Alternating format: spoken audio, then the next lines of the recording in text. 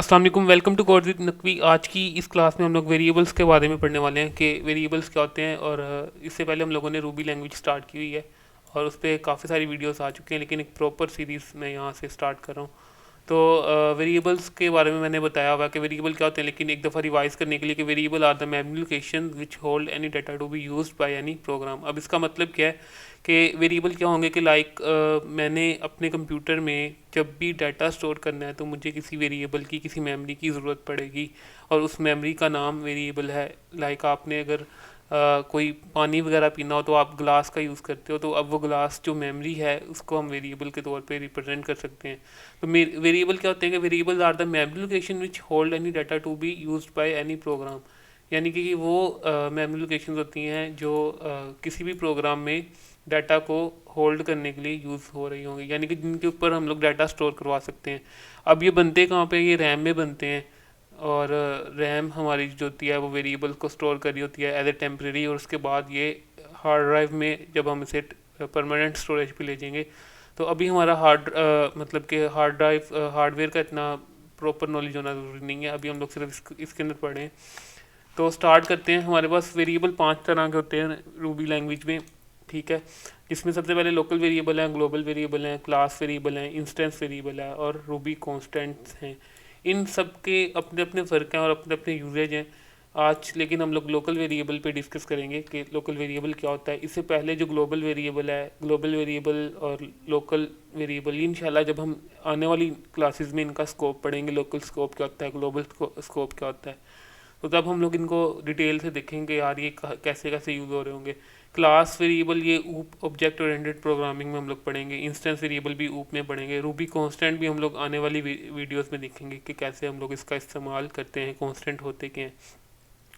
तो वेरिएबल की बात कर रहे थे, तो यार वेरिएबल बनाने के लिए सिंपल आपने क्या करना होता है कि आपने लिखना है a=10। अब मैंने a=10 लिख दिया और मैं अपना अभी कंसोल क्लियर कर रहा हूँ। a=10 मैंने लिख दिया और अब मैं चाह रहा हूँ कि मैं इसकी वैल्यू प्रिंट कर सकूँ, ठीक है। मैं पुट एस लिखूँगा। पुट एस हम लोग यूज़ करते हैं स्ट्रिंग को प्रिंट करवाने के लिए। तो अब आप देखें कि मैं ऐसे इस प्रोग्राम को रन करेंगे तो मैं यहाँ पर लिखता हूँ वेरिएबल्स। ये मैंने टर्मिनल ओपन किया हुआ है। टर्मिनल ओपन करने के कमांड कंट्रोल और ये 1 के साथ जो बटन होता है बैक टिक्स के लिए जो यूज़ होता है ये, ठीक है।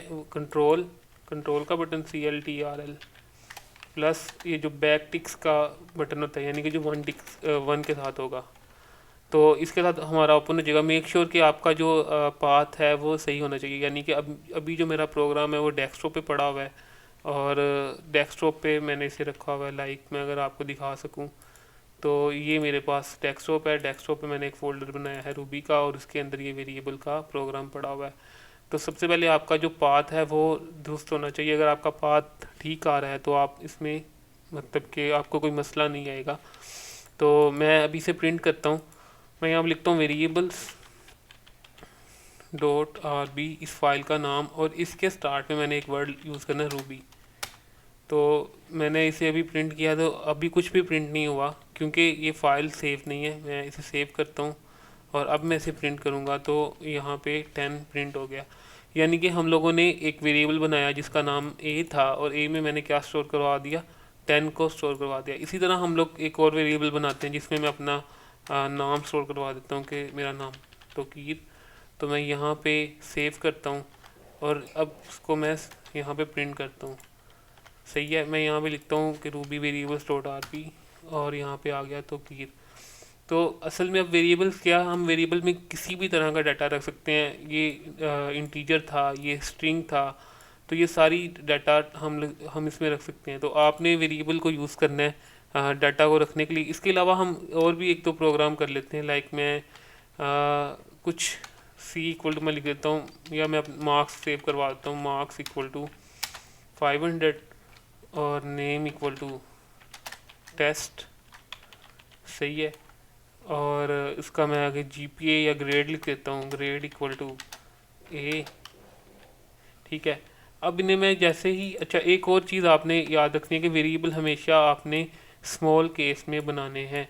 और अगर मैं यहाँ पे असाइन कर रहा हूँ तो मैं यहाँ पे इस तरह से करैक्टर, अगर मैं एक करैक्टर असाइन कर रहा हूँ तो आपने सिंगल क्विट्स लेनी है। अगर आप मल्टीपल करैक्टर असाइन कर रहे हैं तो आप इस तरह से डबल कोटेशन को यूज़ कर रहे हैं। ये आप इनको कंफ्यूज ना कीजिएगा। सिंगल करैक्टर हमेशा हम लोग यूज़ करते हैं। ओल्ड लैंग्वेजेस में अगर सी की बात करें तो उसके अंदर हम लोग यूज़ करते थे सिंगल करैक्टर एक करैक्टर जब असाइन करते थे तो सिंगल ये यूज़ करते थे क्विट्स। और डबल हम लोग तब यूज़ करते थे जब हम लोग एक पूरी वैल्यू स्टोर करवाना चाह रहे होते थे। तो अब मैंने किसी को भी प्रिंट करता हूँ ग्रेड, या यहाँ मैं लिखता हूँ माई नेम इज़, और यहाँ पे स्ट्रिंग इंटरपोलेशन कर देते हैं। यहाँ पे आ जाएगा नेम प्लस, या अब हम लोग नेक्स्ट लाइन ले लेते हैं। नेक्स्ट लाइन पे अगर हम जाएँ, इस केस सीक्वेंस मैंने बताए हुए हैं, ये नेक्स्ट लाइन के लिए हम लोग यूज़ करेंगे /n, और फिर मैं लिखूँगा माई मार्क्स